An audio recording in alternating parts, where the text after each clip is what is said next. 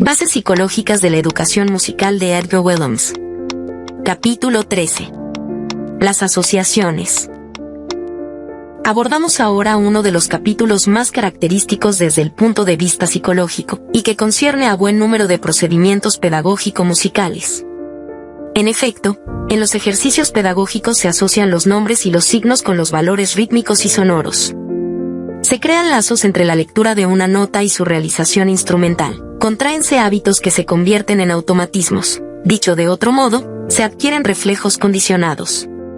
Estos reflejos son de importancia capital para el desarrollo humano.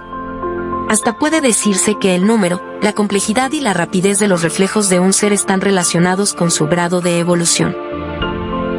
¿Qué se entiende por reflejos condicionados?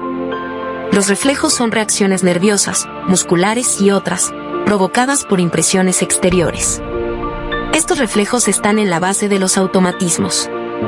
Ahora bien, en la música los automatismos son numerosos y diversos, provocados por reacciones y asociaciones voluntarias que pasan del inconsciente al subconsciente, mientras el reflejo simple es siempre inconsciente. Los automatismos se ven favorecidos por los hábitos, y por consiguiente, por la repetición.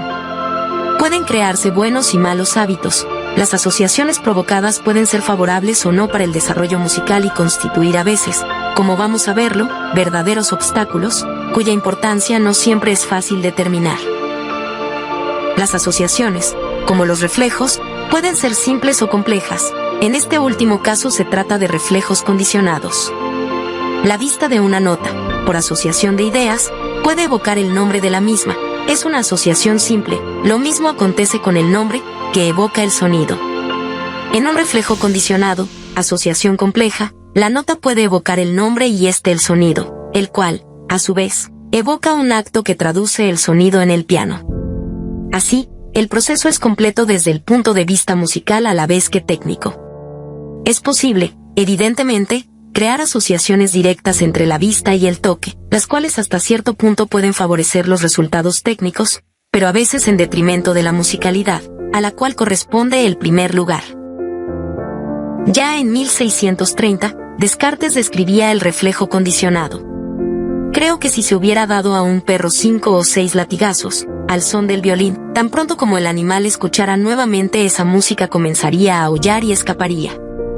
Fue necesario, no obstante, esperar los trabajos de Pavlov para tener pruebas tangibles de la realidad de esta afirmación.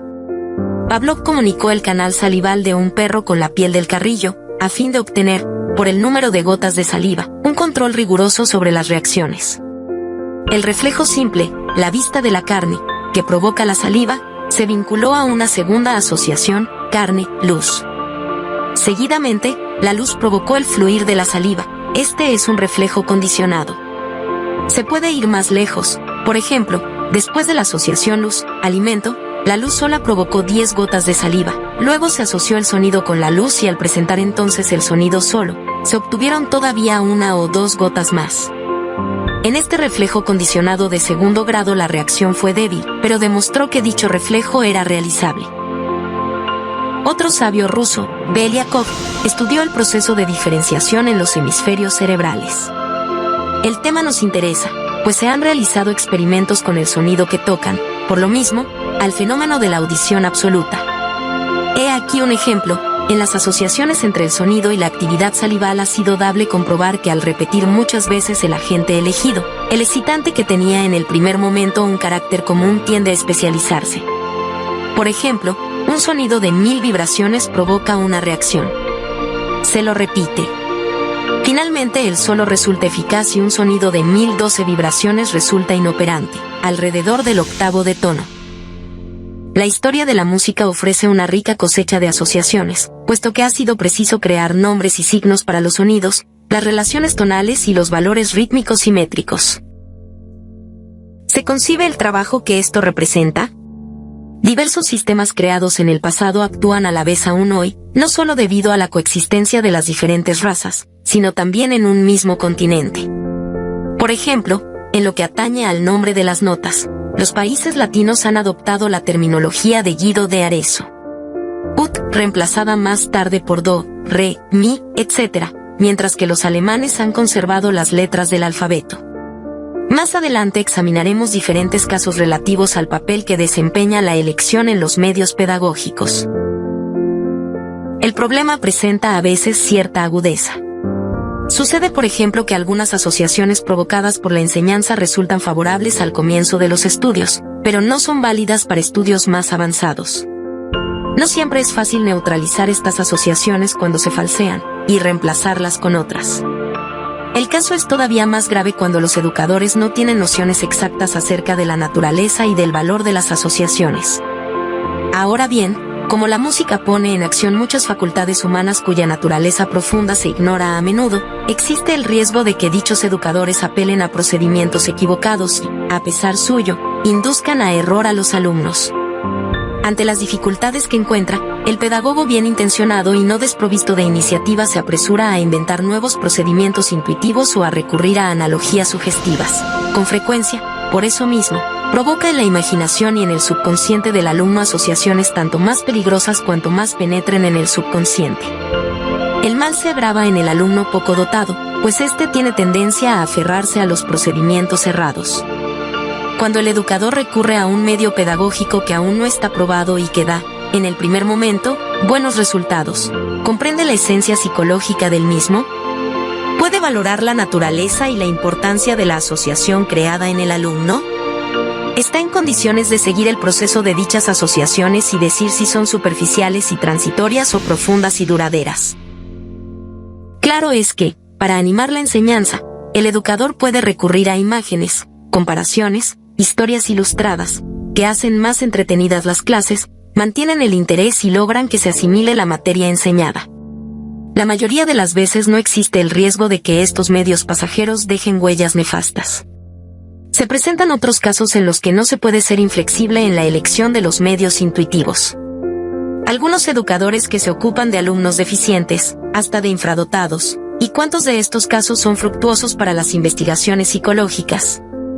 Se ven a menudo en la obligación de recurrir a procedimientos defectuosos, únicos medios para dar libre curso a una reacción que se desea, o para obtener una experiencia necesaria para el adelanto musical.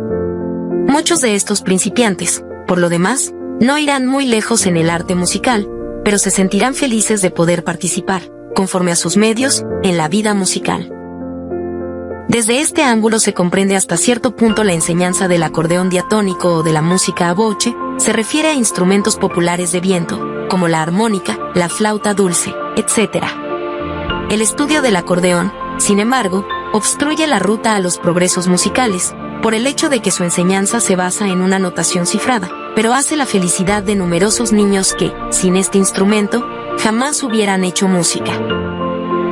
Hay que disculpar también a los profesores de piano, por ejemplo, que razonan de manera análoga, y se contentan con medios exclusivamente instrumentales, con frecuencia nefastos para el desarrollo de la musicalidad.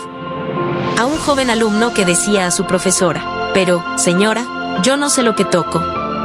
Se le respondió, «No importa, de todos modos tienes el placer de hacerlo». Personalmente nos parece lamentable que, por regla general, no se tome el instrumento como medio de cultivar al niño. Verdad es que pocos profesores se dan cuenta de lo que puede ser una buena enseñanza musical, desde el punto de vista del desarrollo de la personalidad humana. Muchos niños infradotados, o que sufren atraso mental, tienen una vida afectiva muy desarrollada y, por lo mismo, la música es a menudo para ellos un medio de realizarse por el ritmo y la melodía, elementos dinámicos y afectivos, la armonía, más mental, debido a las simultaneidades, les es menos accesible. En ciertos casos típicos el niño, el adolescente, y hasta el adulto no realizan progresos sensibles, pero la actividad musical, al permitir mayor expansión a su vitalidad y a su necesidad de sensaciones y emociones, crea un mejor equilibrio en su comportamiento diario. Aquí, la educación musical, bien entendida y juiciosamente adaptada, adquiere cierta importancia y repercute en la vida psíquica total del sujeto. Añadamos que ciertas deficiencias mentales mejoran, merced a la influencia de los ordenamientos rítmicos y sonoros, si no rápidamente, al menos en forma paulatina. En la educación, las diversas actividades humanas a las cuales apela la música pueden verse favorecidas o trabadas por asociaciones propicias o nefastas. Veamos, por ejemplo, lo que puede pasar en el pianista cuando está leyendo a primera vista. Mira las notas, vista, que lee, intelecto, gracias a un sistema de nombres, concepto, la nota, además de su nombre, puede designar un grado de la escala, una función tonal, concepto. La nota hace nacer, en la imaginación sonora, audición interior, un sonido que puede tener un valor absoluto, memoria fisiológica, o relativo, memoria afectiva. Para realizar los sonidos en el piano, mira el teclado o lo imagina, vista o imaginación visual. Los dedos ponen en movimiento las teclas, para lo cual se requiere digitación, movimiento de los dedos y un sentido del espacio para la ejecución sucesiva de las notas. El toque ayuda a obtener calidad sonora del instrumento. Es menester añadir todavía el ritmo musical, que pone en acción, además del conocimiento de los signos rítmicos, el dinamismo corporal y el cálculo métrico. Por su lado, la melodía y la armonía ponen en juego ciertos aspectos de la sensibilidad y de la inteligencia. En presencia de esta enorme complejidad es comprensible que el instrumentista se contente con lo esencial y deje a sus disposiciones personales, su aptitud y su inteligencia, el cuidado de desarrollarse empíricamente, llevado por el ejemplo del profesor. El ejemplo del maestro, apresurémonos a decirlo, es evidentemente la más simple, la más sintética y la mejor de las enseñanzas, a condición, empero, de que el ejemplo sea de calidad y de que todo acontezca normalmente en el alumno. Se objetará, quizás, ¿para qué detenerse en todas esas sutilezas y por qué no contentarse con un buen ejemplo? Evidentemente, pero a condición de que el alumno realice en otra parte su educación musical y de que el profesor esté en la línea justa. Lo ideal sería que el profesor fuera no solo buen ejecutante, un artista, sino que tuviera un conocimiento profundo de su oficio y de la música, aunque más no fuese para impedir que el alumno adquiriera malos hábitos.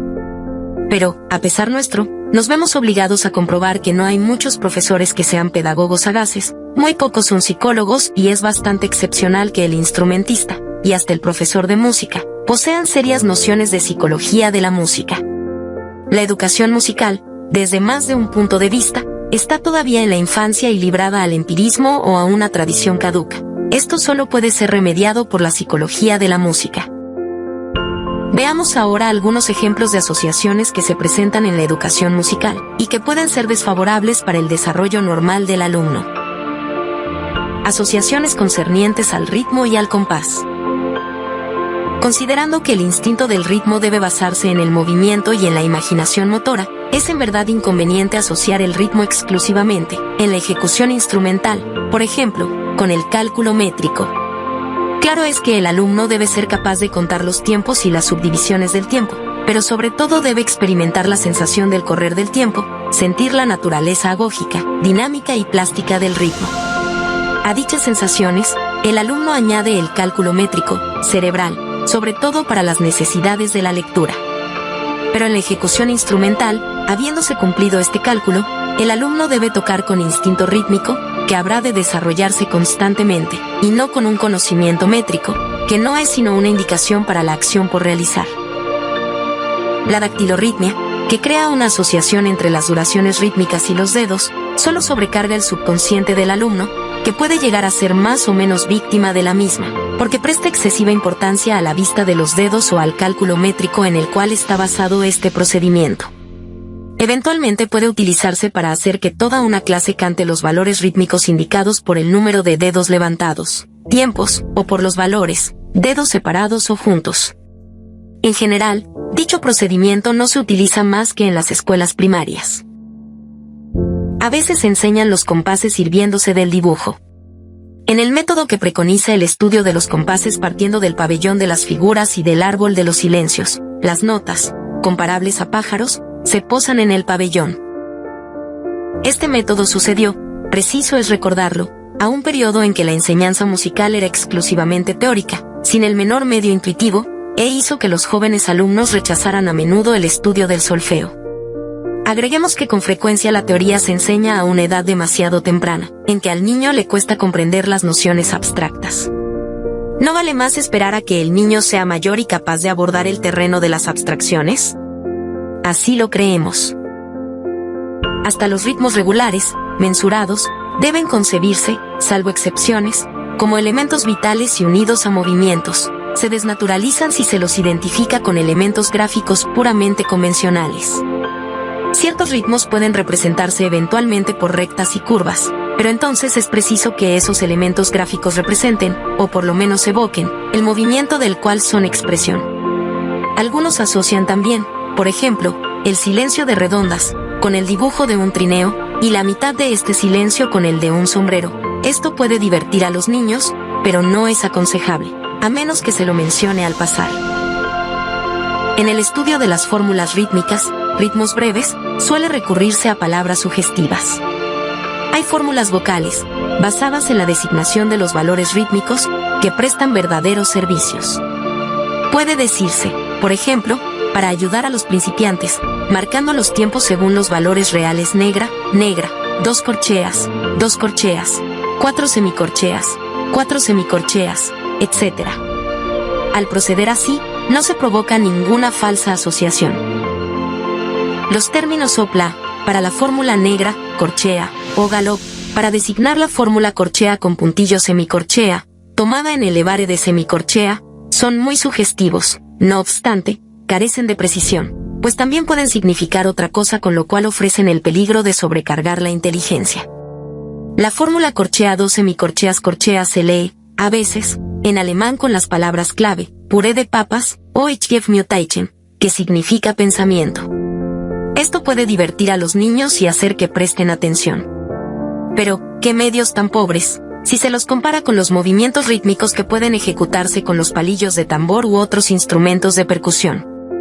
Por otra parte, se cometen ciertos errores evidentes al decir cuartillo y tresillo para todos los grupos de 4 semicorcheas y 3 corcheas. En efecto, estos grupos no deben ser designados con esos nombres sino excepcionalmente. El primero cuando se presenta en un compás compuesto y el segundo en un compás simple. La escritura rítmica del sistema Gallin-Paris y Chevet, diferente de la tradicional escritura anotada, es bastante racional en sí misma, pero está ligada al sistema cifrado, cuyas desventajas hemos señalado. En cuanto al lenguaje de las duraciones de ese mismo sistema, aunque no sea falso, no debe admitirse, tanto más cuanto que no puede emplearse hasta sus últimas consecuencias sin riesgo de caer en el ridículo. Ya en los valores más simples se leen los ritmos diciendo ta-a-ta, ta-a, ta-e, ta-e-a-te, ta-te-ti, ta-e-ta-chu-chu, etc. En distinto sentido, ciertos profesores de música, basándose en el hecho de que las correspondencias entre los valores rítmicos tradicionales de las notas no tienen ningún valor intuitivo, han propuesto nuevas escrituras, en las que la duración de las notas haya su correspondencia en los espacios que ellas requieren sobre el papel. En el ritmo musical, publicado por imprentas universitarias de Francia, hemos dado ejemplos de la escritura propuesta por Marcel Eyat y la del sistema clavar-scribo. Por lógicas que sean dichas escrituras, probablemente no lograrán imponerse, por las razones expuestas en nuestro comentario. Asociaciones concernientes a los sonidos y a los nombres. Tomemos algunos ejemplos relativos a la escala. En cierto método para el estudio del piano, se asocian las notas de la escala con algunos colores. Gratuitamente se pueden establecer correspondencias, por ejemplo, como algunos lo han hecho, entre las 7 notas de la escala y los 7 colores del arco iris. En el método que nos ocupa, el orden adoptado es diferente. Do es rojo, re es azul, mi es pardo, fa es verde claro, sol es violeta, la es anaranjado y si es verde oscuro. Es evidente que el hecho de ver las notas impresas en sus colores respectivos interesa al niño y puede animar las lecciones, facilitando ciertos adelantos en el estudio. ¿Pero cómo justificar dichas asociaciones? Sábese, pues la materia ha sido detenidamente estudiada, que las asociaciones sonido-color, sinopsias, son de índole subjetiva y que un orden fijo puede, pues, contrariar la sensibilidad de ciertos niños. En los fenómenos de sinopsias estudiados por Flournoy, así como en aquellos, bastante numerosos, que hemos tenido entre nuestros alumnos, se han presentado muchos géneros de asociaciones. Hay personas que asocian los colores con las notas de la escala, como en el caso citado, pero el orden de los colores es muy variable, y en algunas va unido a la asociación con los números 1, 2, 3, etc.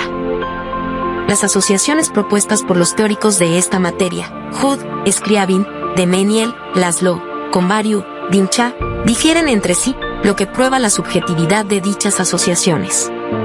Además, se han hecho asociaciones entre el color y la tonalidad, el color y el género de música, militar, etc., el color y los instrumentos de música, los sonidos de la trompeta son rojos, etc.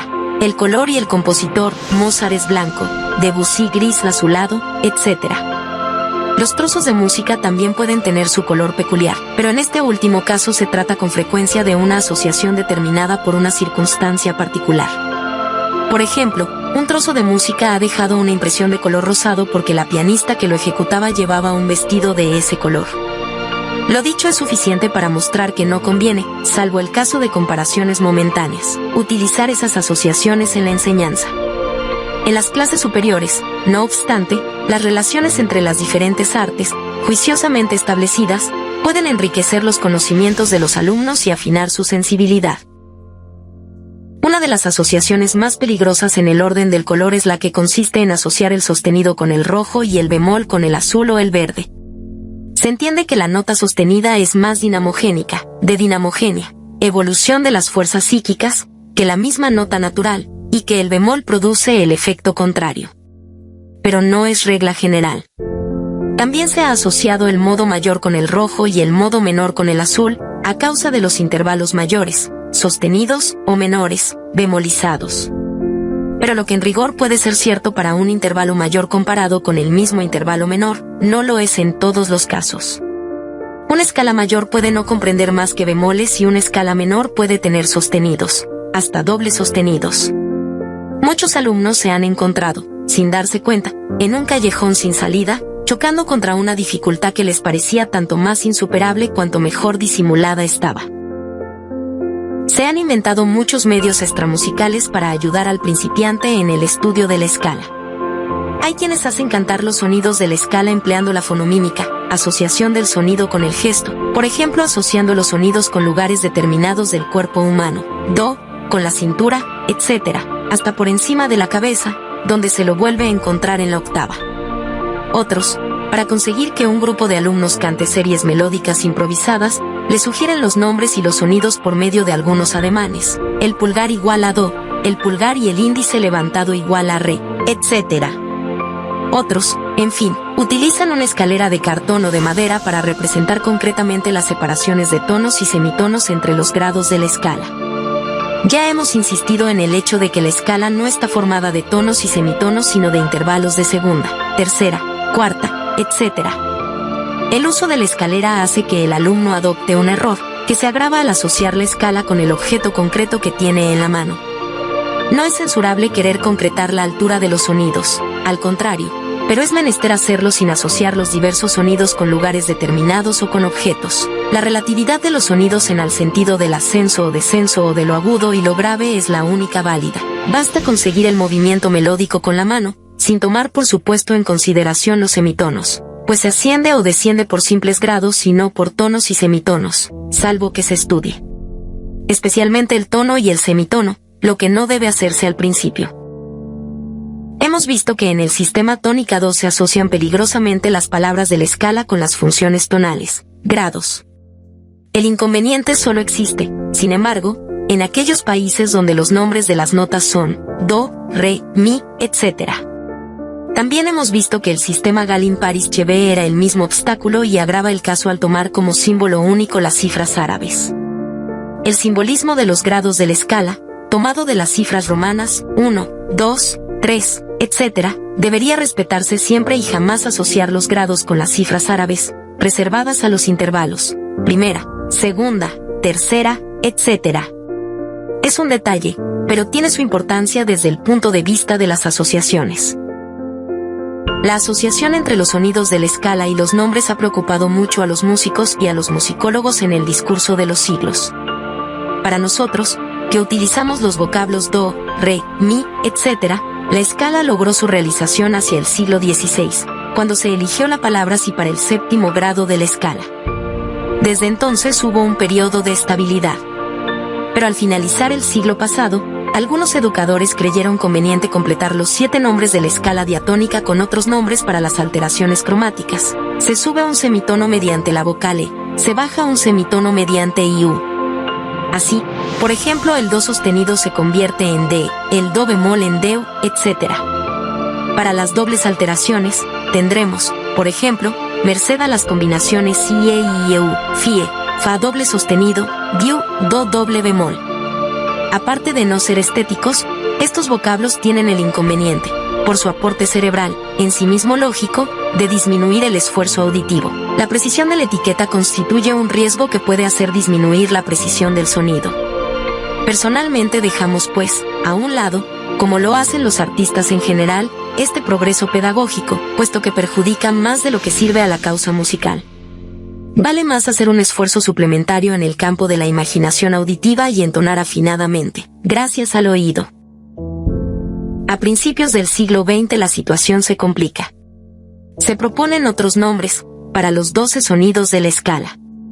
Cary Ace, en su obra La palabra tono, propone las 12 consonantes B, R, T, M, G, S, P, L, D, F, K, N, en cuanto a las diferenciaciones cromáticas, que pueden satisfacer para el empleo de las quintas pitagóricas en las que el do sostenido es diferente del re bemol, emplea de manera sutil y lógica, demasiado extensa para ser descrita aquí, las vocales A, E, I, O, U, que representan una escalera de comas.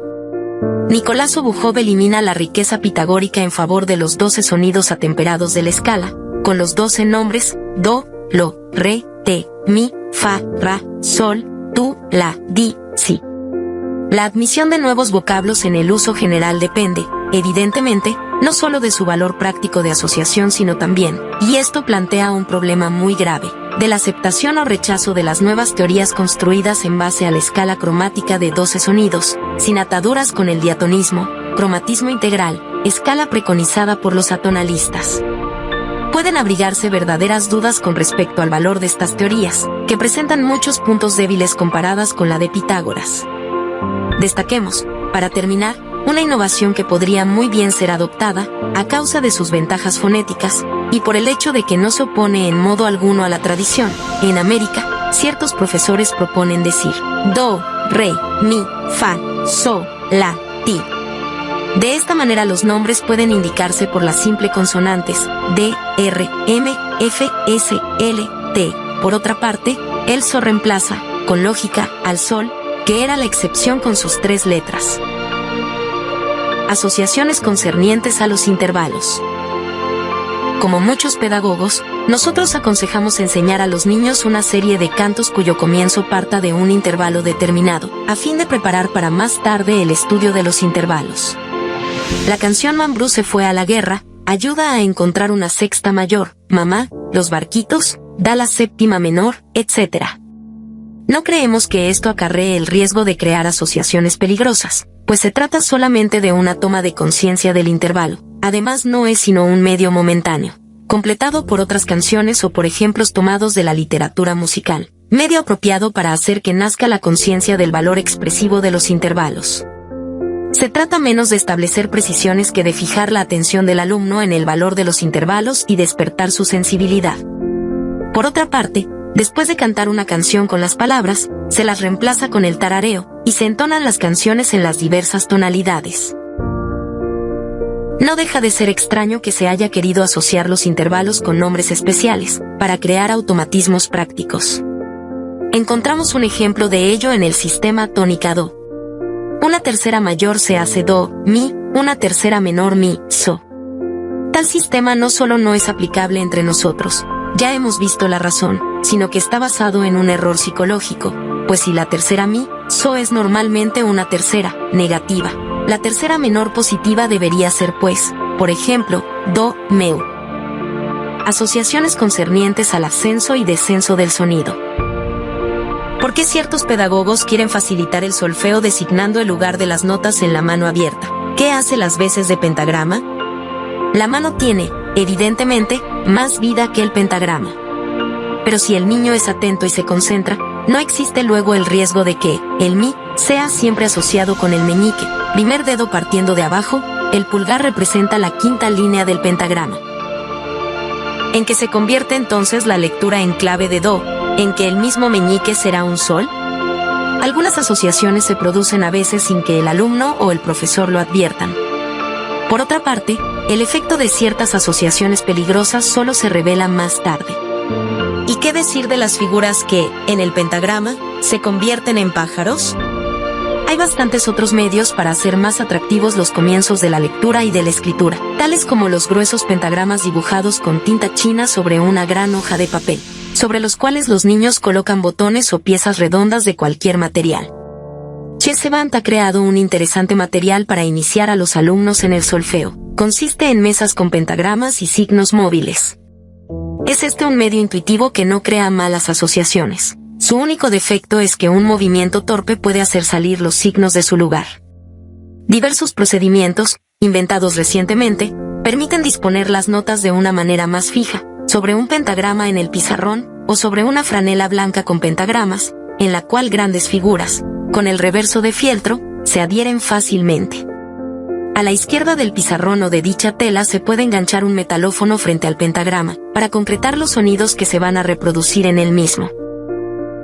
La idea de comenzar la lectura de las notas partiendo de un sistema simplificado de 2 líneas, como se ha propuesto, puede ser nefasta, pues en la clave de sol, supuesto punto de partida, el sol se encuentra en la línea superior. Esto puede crear una falsa asociación. Es menester, pues, a partir del pentagrama, 5 líneas, 4 o tetragrama para el canto llano, único válido para la música corriente y, en cuanto se pueda, para los pianistas, del sistema total de 11 líneas. Una línea punteada entre los 2 pentagramas para el do central del piano, que es lo que, por otra parte, hacen casi todos los creadores de nuevos métodos para el estudio de ese instrumento. Como se utilizan varias claves sobre el pentagrama, es de importancia capital evitar que el alumno cree una asociación demasiado intensa, demasiado exclusiva, entre los sonidos, con los nombres y la clave de sol. El caso se agrava cuando el profesor, creyendo facilitar la lectura en las otras claves, aconseja a los alumnos leer las otras claves en relación a la clave de sol, por ejemplo, agregando una tercera para la clave de fa. Este procedimiento, que va netamente contra las ventajas que debe procurar la asociación, no es practicado en general sino por los profesores de piano, para ejercitar a los alumnos en la lectura de la clave de fa. En cuanto se aprenden todas las claves, es fácil percibir que la lectura de las mismas, partiendo de la clave de sol, es una inconsecuencia. Nunca será demasiado lo que se insista sobre el peligro de tal proceder, que los alumnos practican en ocasiones por su cuenta, sin conocimiento del profesor, pues impide la lectura simultánea de varias claves y puede provocar, en la lectura a primera vista, una lentitud y molestias lamentables, obstruyendo así el camino al virtuosismo. Se entiende que ciertas asociaciones peligrosas se tornan anodinas en alumnos dotados y, sobre todo, inteligentes. Estos toman espontáneamente los buenos puntos de referencia, ritmo viviente y sonido. Se dan más cuenta que los alumnos no tan inteligentes, de la importancia de la relatividad y no se aferran inútilmente a indicaciones exteriores, no se alejan de lo vivo.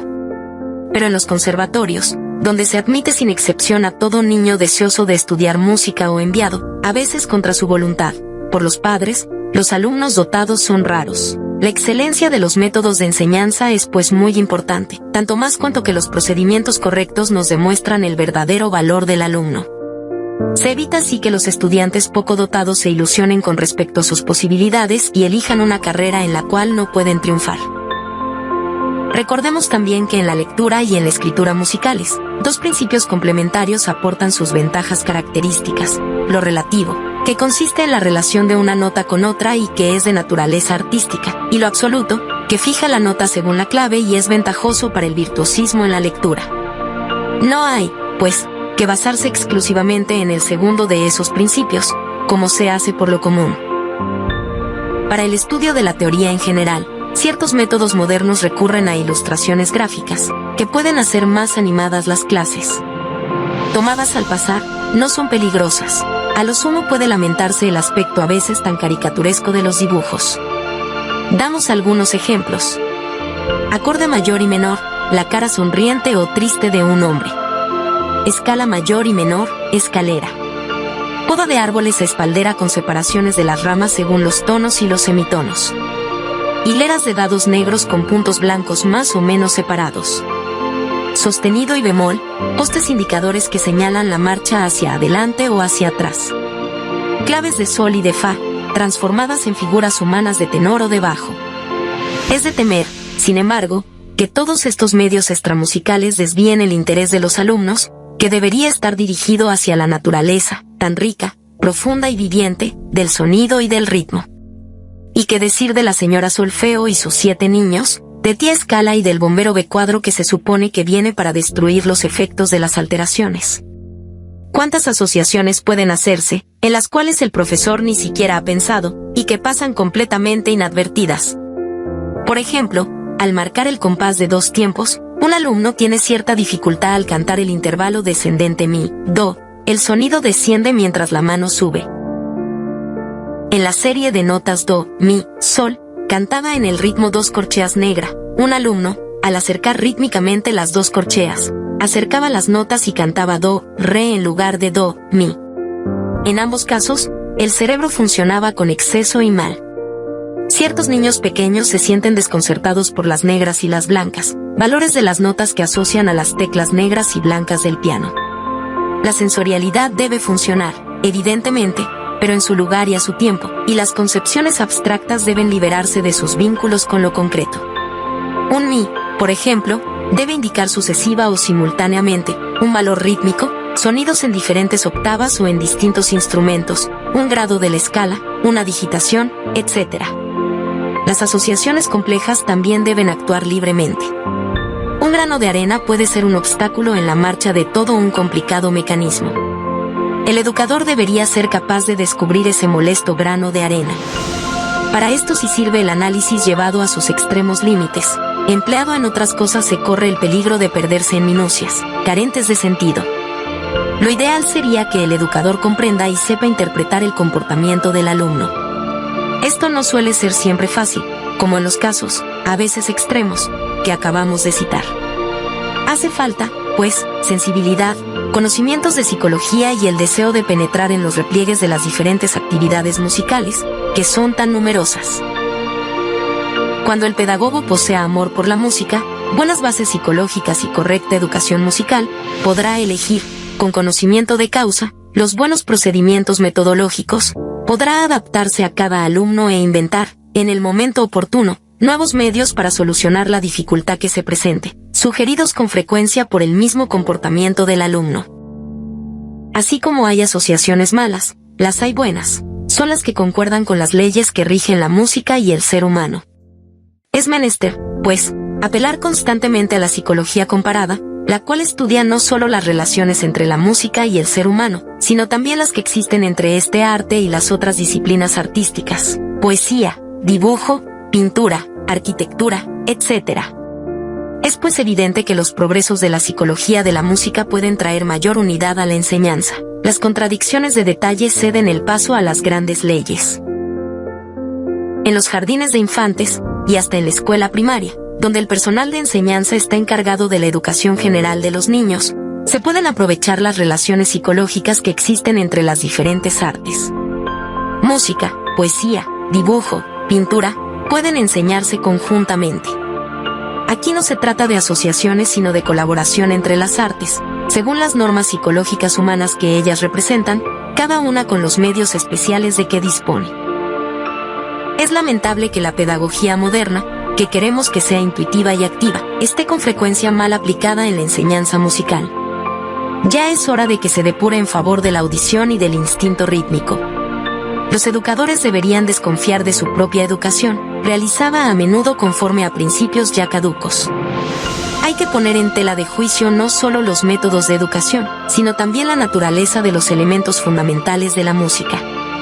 La mayor parte de las asociaciones a que nos hemos referido tienen importancia en los comienzos de la educación musical, empero, pueden ser decisivas para toda una carrera.